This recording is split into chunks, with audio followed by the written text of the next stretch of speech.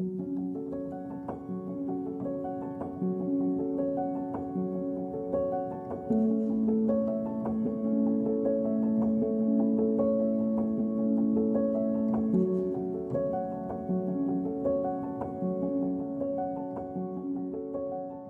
was doing these watercolor and ink, somewhat illustrative drawings based on dreams and all kinds of odd things.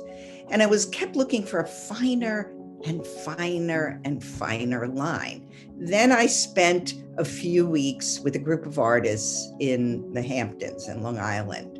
And one of the artists was fooling around with Metalpoint. And I asked what was she doing? And she said, well, here's my tool, make a mark on the paper. And that was it. That's how I got started. And within a relatively short time, what became my primary medium. You can work with almost anything because you see on the left a silver spoon. You see all handmade tools in the pieces of flat metals, even a nail. And here are some of the two on the right that look like tape around a rubber. The way for a number of years, quite a number, I used pieces of flat metal, which you can see on my left.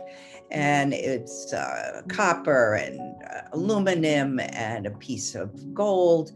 And the teeniest one is platinum, because that's the most expensive metal to buy. I started the Orchid Drawings in '77.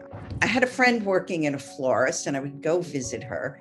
And there was this lovely orchid sitting in a glass case. And finally, they never sold that orchid, so they gave it to me. So then I took it back to my studio and I drew that flower for a year. And meanwhile, I'm in the middle of the feminist and women artists movement in New York, influenced by many sources of what women were doing to explore themselves and their sexuality, etc. And when I exhibited this work, for me, you can read many things into it. Some are more flower-like, some are more sexual-like. I didn't intend one or the other. It just started. I did a series of drawings, which have a variety of titles, that I would say what I did is I pulled the orchid out, the image out. I was drawing what was behind it. And that evolved a much more abstracted work. Now, you wanted to know artists that have inspired me in Metalpoint. Obviously, the masters. I think Durer's work is the work I've studied the most closely. And I have a facsimile of Durer's sketchbook, which is a must for anybody who's obsessed by this medium.